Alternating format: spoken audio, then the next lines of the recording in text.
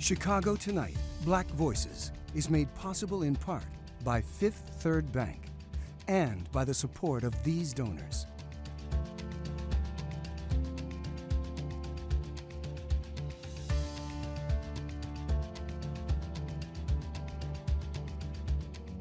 At Fifth Third, we believe when diverse voices are heard and empowered, communities are made stronger, lives are made better, and the future holds greater promise for all. That's why we're proud to support Chicago Tonight Black Voices. Together, we can make a difference. Together, we can drive change.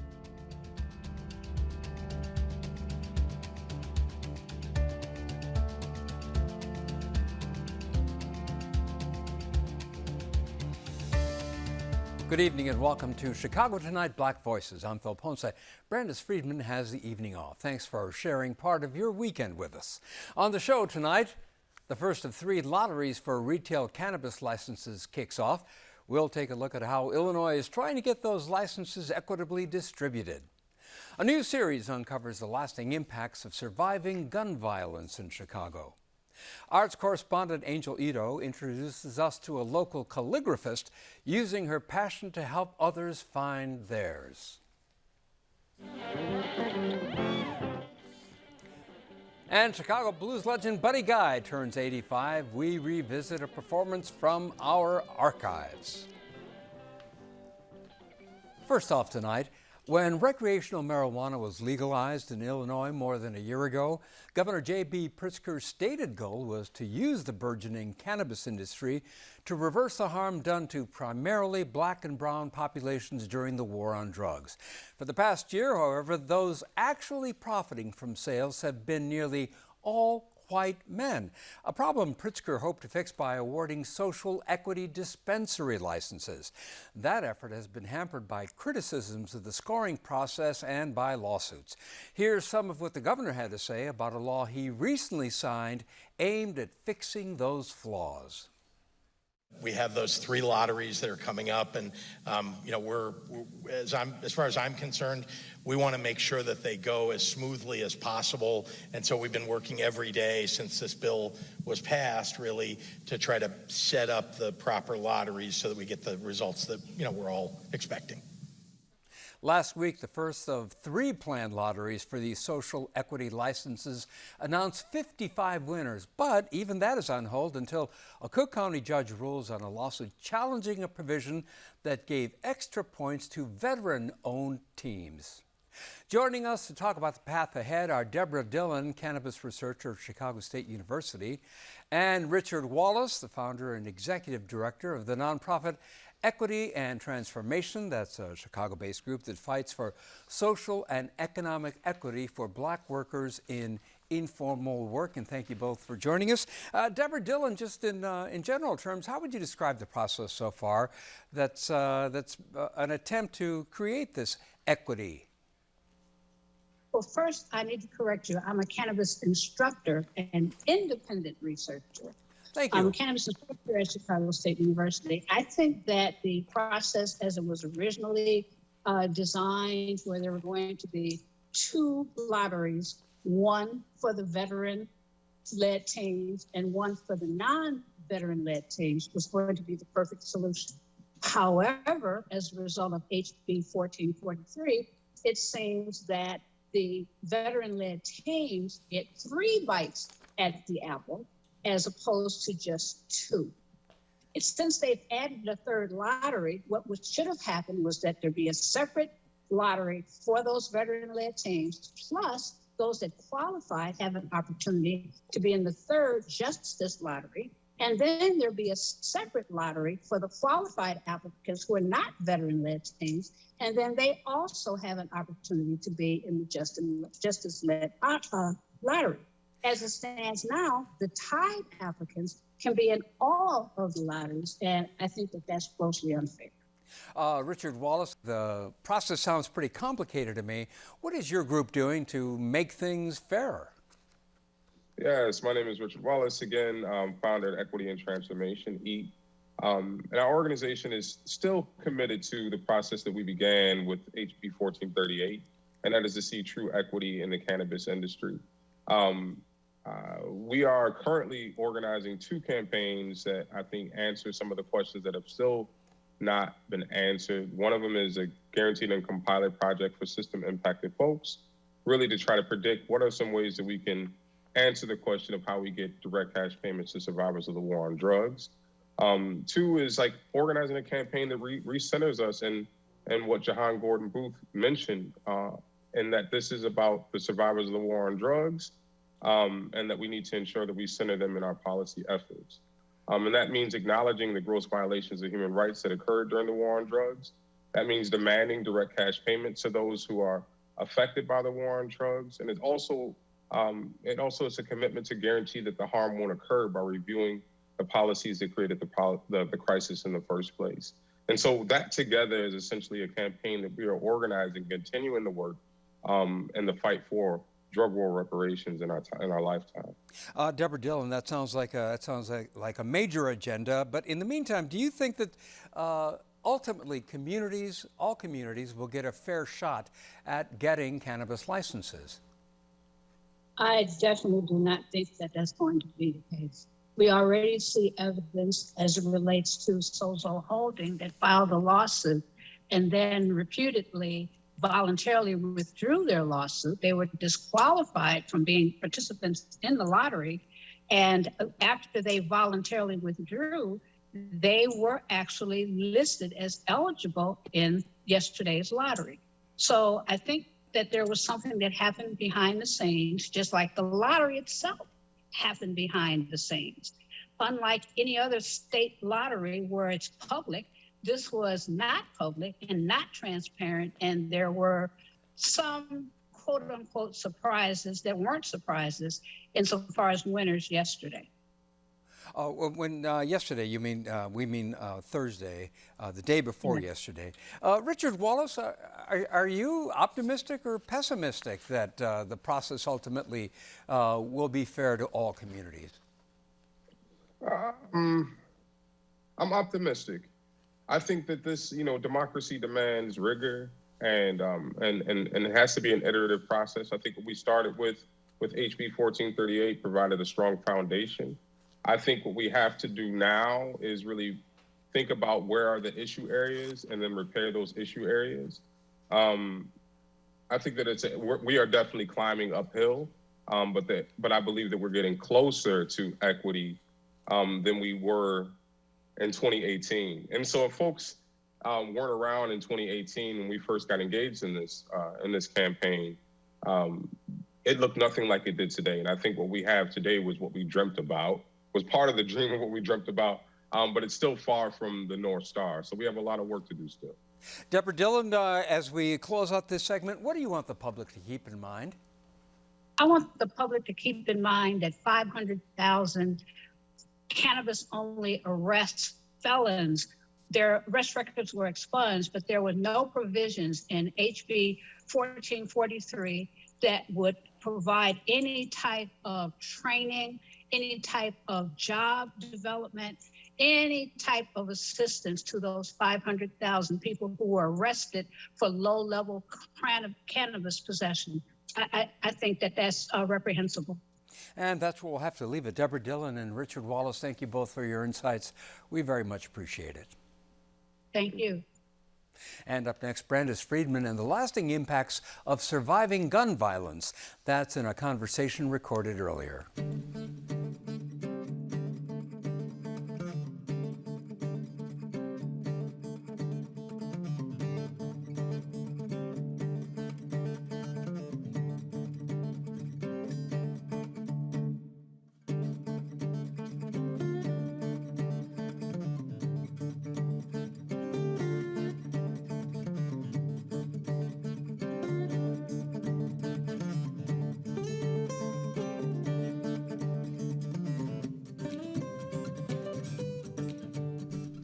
Violence is up in Chicago and across the country, and its impact is felt not only by the victims themselves, but their families and communities.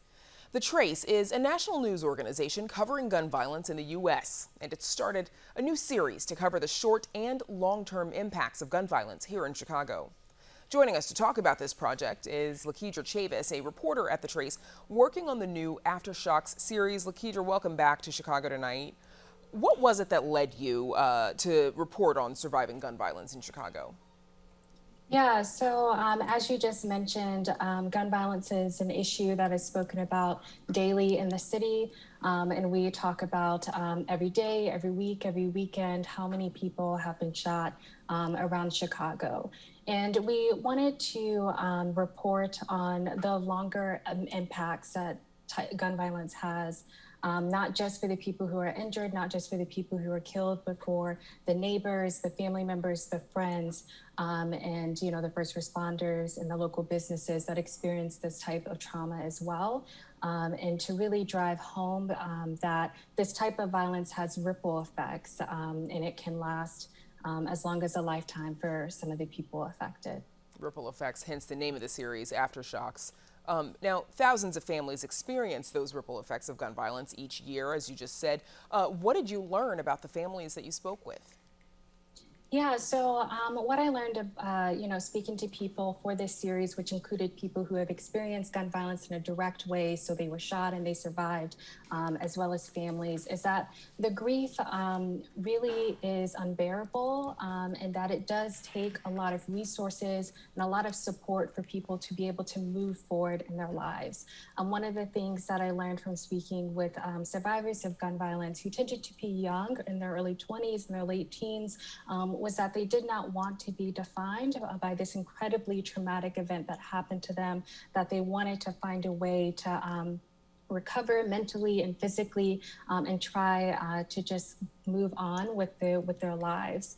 I also found that in speaking to people, whether it was community members or people who had been directly affected, that they had a passion to help their community in some way. So feeling a need and to try to address problems that tend to lead to violence in Chicago. So, trying to provide resources for young people in their neighborhood, trying to offer childcare or educational services.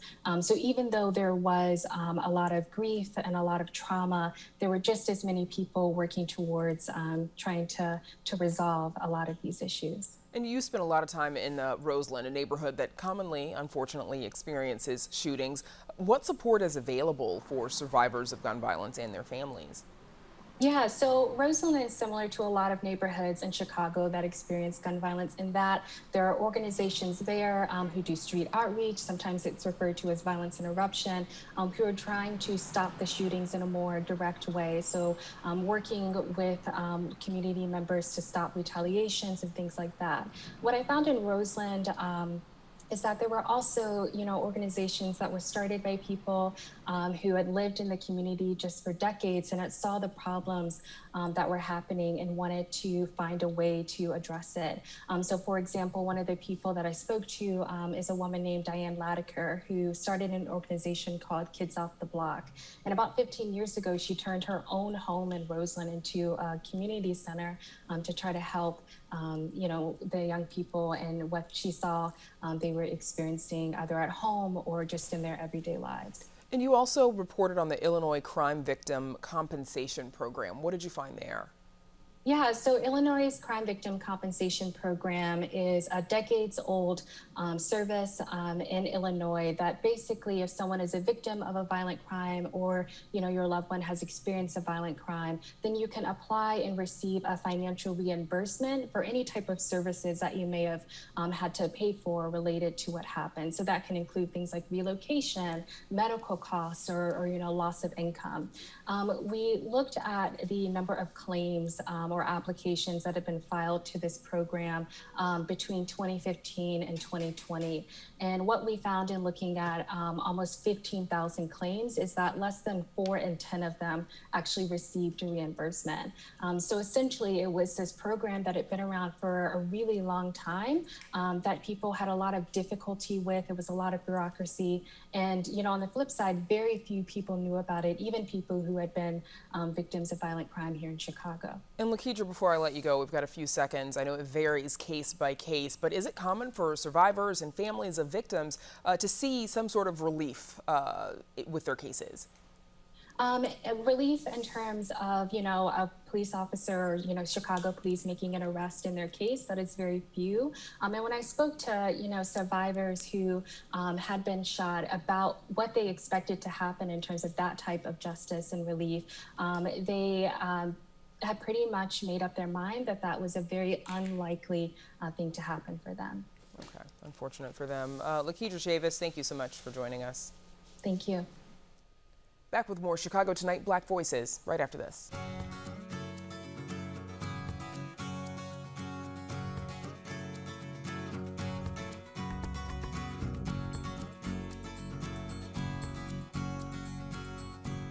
Youth from Chicago's West Side are taking their talents to the stage at Lollapalooza. Today, the Hope Junior Drumline and West Dance Team performed a 10-minute routine at the festival. The group is part of an East Garfield Park After School Matters program in partnership with Marillac St. Vincent Family Services and the music nonprofit Bandwidth. The performance was part of the Year of Chicago Music series put on by the city. Last week, we stopped by a rehearsal for their showcase. Both teams have been practicing 5 days a week since last June. Just days before their big performance, excitement was building among the youth, coaches, and program leaders. It started off pretty rough, just getting the students together, getting in the mode of things. But as we progress, we are truly amazed of the progression that our students have shown us throughout the course of this camp. So I believe this is going to be a fantastic performance and a wonderful opportunity for our students here. We're excited about Lollapalooza. I mean, Annie called me when she found out, and I was blown away. I mean, that's not ever something, I've never even been to Lollapalooza, so to even think that these kids are going to get the opportunity to be on the big stage doing their thing, it's kind of mind-blowing in a way. I'm feeling excited. Like, my emotions, ever since they told us, my emotions been high. I've been telling everybody that I'm going to be performing and stuff like that. Yeah, so I'm ready. I'm nervous because it's something brand new. It's not new to performing, but it's something new that I've never done. And I'm very excited because it's like a brand new opportunity I get to take advantage of. Well, the group got the full Lollapalooza experience. They enjoyed some of the festival before heading to Reggie's in the South Loop to perform at an after show. As people begin to emerge after months of isolation, many are considering new career opportunities, but feel unsure about where to begin. Arts correspondent Angel Ito shares more on how a local entrepreneur is using a creative take on vision boarding to help people figure out the first or next step in starting a business, all while preserving an art form she's personally passionate about. For creative entrepreneur Karen Spears, it all began with a love for handwriting. Over the years, over my life, I've always been told that I should sell my handwriting. But it wasn't until high school where I really got my first taste in doing that. So I sold quote canvases. As she picked up graphic design skills to digitize her handwriting, Spears' side hustle grew. And after a few years, she decided to build brands creatively on a full-time basis, creating her business Character. I didn't take the traditional path in, getting a career and going to a 9-to-5, but really wanted to see what entrepreneurship had to offer. And I'm a creative in the intersection of being super creative, but also loving the process of building something and starting something new. And that's how Character was born, out of the love for wanting to see other people's ideas come into fruition through that creative brainstorming process. Now, Spears used this love to create a new tool during the pandemic that she found helped people who might have been feeling unmotivated. We held 90-minute mind mapping sessions to get people unstuck and to really help them discover creative possibility in a time that felt very bleak. And so mind mapping was a great way to also introduce creative ideas for our clients. They would see my screen and I would have my iPad in front of me and they would see their ideas coming to life. And that proved to be a game changer. So how exactly does mind mapping work? It begins with a brain dump with any and every question, affirmation, or as Spears calls them, power quote on your mind. Then it's time to hit the map. These ideas are then categorized by questions that Spears works to help clients find answers to. So let's say if we wrote down, my mood is anxious. I am anxious because I don't know where to start on my business. Now you have a, tangible question that you can find an answer to, which leads us into the final part of our first phase of the map, which is exploring the possibilities. Those possibilities are then explored on the final map, which is broken up into 3 phases to help clients stay on track with their goals. This method has proven to be successful for brands Spears and her team have worked with. Through that creative brainstorming process, they were able to now visualize how they can talk about themselves to make them different from other competitors in the space. Now, as Spears looks ahead at how she can use this creative style to help people pursue their passion, she has 2 goals in mind. Being, a founder, especially as a Black woman, under 25, right? Like, it's this part of me that really wants to see how I can impact younger generations and really show them that there's a path that they can pursue that isn't traditional. They don't teach handwriting in schools anymore. Everyone's given an iPad. So it's like, okay, well, what happens to this art form that is handwriting? And my goal is to preserve that art form, no matter how beautiful or messy your handwriting may be. Handwriting is something that everyone has, and, we can keep it alive, and mind mapping is just another way to do that. For Chicago Tonight, I'm Angel Ito. Karen Spears will begin Character Academy this fall. That's a more in-depth mind-mapping workshop for like-minded creative entrepreneurs. We have more information on our website. Blues guitar legend Buddy Guy turned 85 on July 30th, but when the son of a Louisiana sharecropper arrived in Chicago in 1957, he was just 21 years old. And while Guy didn't have much commercial success until later in his career, his style influenced generations of guitarists who followed him, from Santana to Stevie Ray Vaughan to Gary Clark Jr. In this throwback to 1974, Buddy Guy lights up WTTW's program Soundstage with an electrifying rendition of A Man of Many Words.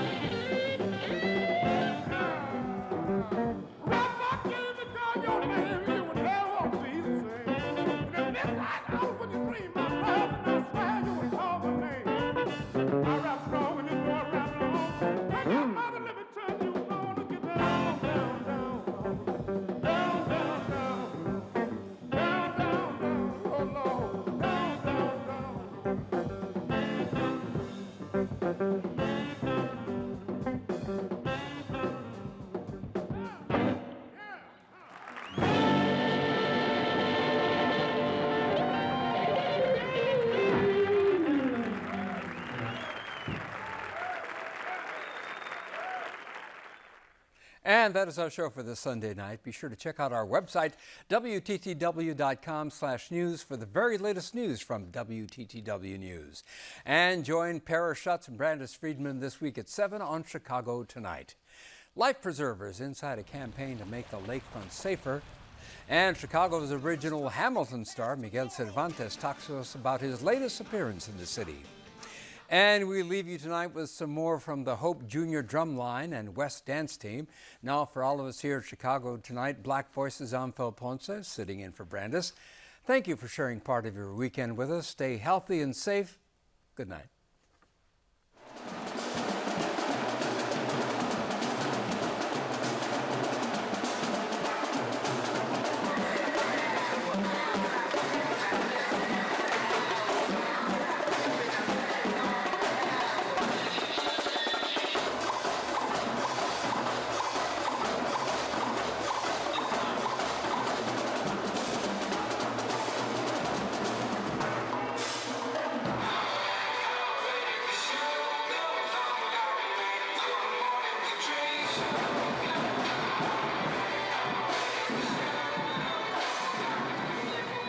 Closed captioning is made possible by Robert A. Clifford and Clifford Law Offices, a Chicago personal injury and wrongful death firm that supports free educational initiatives in the legal profession.